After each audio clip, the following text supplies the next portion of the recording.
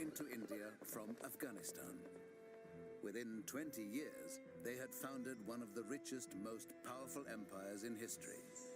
They were called the Mughals, and they would rule much of India for hundreds of years. It was the unquestioned right of a king to seize power by any means.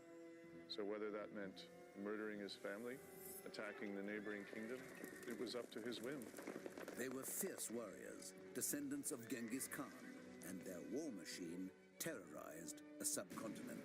You look across this vast expanse of land, and you can see the enemy coming for miles. This was literally a city on the move, and now it's parked at your front door.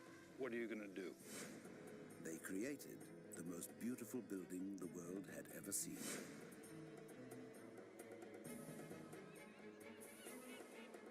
They were innovators in war, producing the most advanced weaponry in the world, rockets. Sound, noise, sparks, everything was designed to disperse cavalry and disorder their ranks.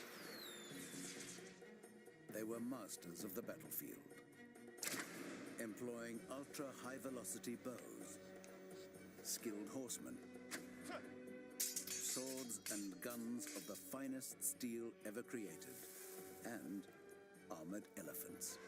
A number of these elephants trained in specific tactics, placing one of their giant front feet on the foot of an infantryman, wrapping their trunk around his other leg, and literally pulling him apart. They were designers and engineers in peace who used advanced water supply systems and created vast cities out of prefabricated modules. This is the grand announcement that, okay, we have arrived and are here to stay. Their wealth was beyond description. India is one of the oldest civilizations on Earth. So all that wealth had been concentrated by various kings. So they enjoyed the inherited wealth of these empires. This is the story of the Mughal Empire, a lost world about to be revealed.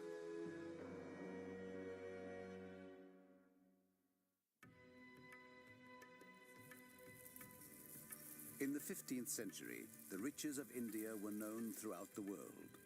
The subcontinent had over 140 million people and 1/4 of the global economy. The powerful nations of Europe coveted its spices, silks, and cottons, and its jewels. India had the world's only diamond mines. The Europeans fiercely competed for this prize. But there was another group that had India in its sights. A nomadic people that roamed the steppes and mountains of Afghanistan. The Mughals.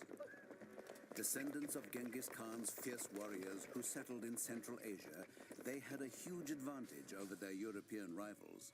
They were right on India's doorstep.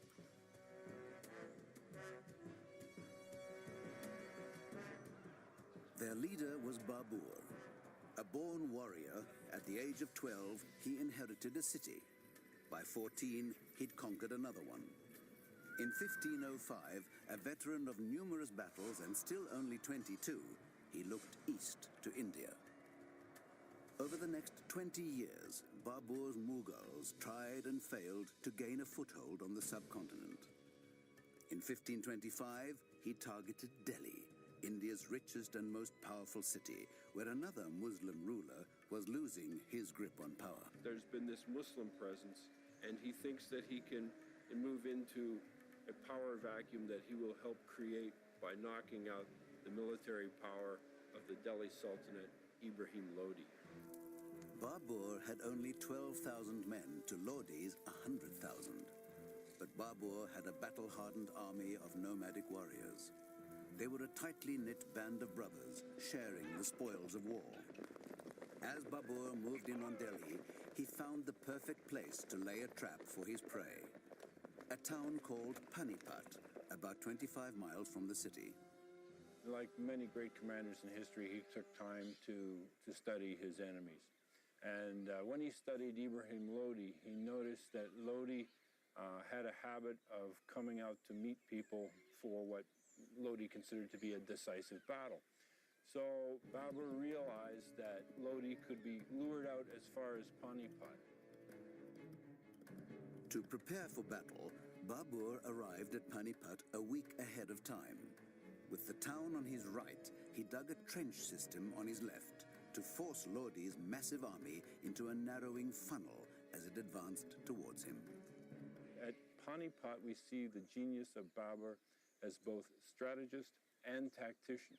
He, in effect, sets a trap or a snare as if he were hunting for Lodi. The Mughal weapon of choice was the composite bow. Developed by nomadic tribes in Central Asia 5,000 years ago, it was deadly accurate, very compact, and extremely powerful. Lucas Novotny is an American bow maker and a modern master of this ancient weapon.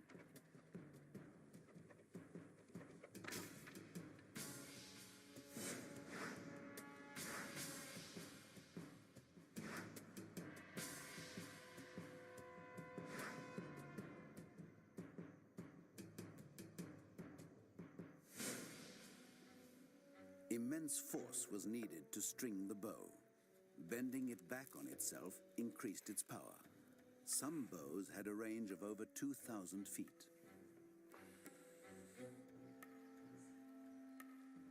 Novotny plans to test it against its legendary rival, the English longbow, also known as the medieval machine gun. Capable of shooting 10 arrows a minute, it was the scourge of Europe. But how will it match up to the armor-piercing capability of the Mughal composite bow?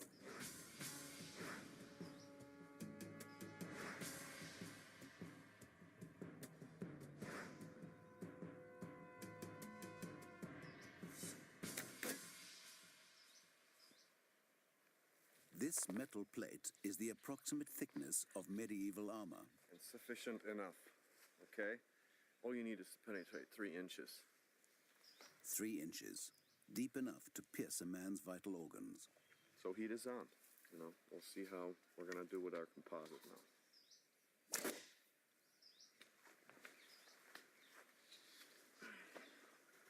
We're about 2 inches deeper with this particular arrow. And I don't think the bow is actually the full draw yet. This double plate is about the thickness of armor plating worn over chainmail. Novotny's test demonstrates that the longbow was very good at maiming, but rarely inflicted a fatal wound. Whereas the Mughal bow was a killing machine. By Babur's time, the composite bow had evolved to produce 4,000 pounds per square inch of pressure at full draw, a force that would shatter a longbow. It had so much mystique about it. And nobody knew how one was actually made. They were very secretive. They would only pass on the information to their sons or whoever was carrying on the business of bow making. So they jealously guarded their secrets. The master bow makers are all gone, taking to their graves the secrets of their art. What is known is that the bow was made from several materials laminated together, starting with wood from the mango tree and using animal horn, muscle sinew, and natural glue. But the precise makeup of these ingredients and the way they were assembled were thought lost forever. Now, after 15 years of experimentation, Novotny believes he's solved the mystery. The beauty of it is that it's alive. You know, it's made of the same thing you are.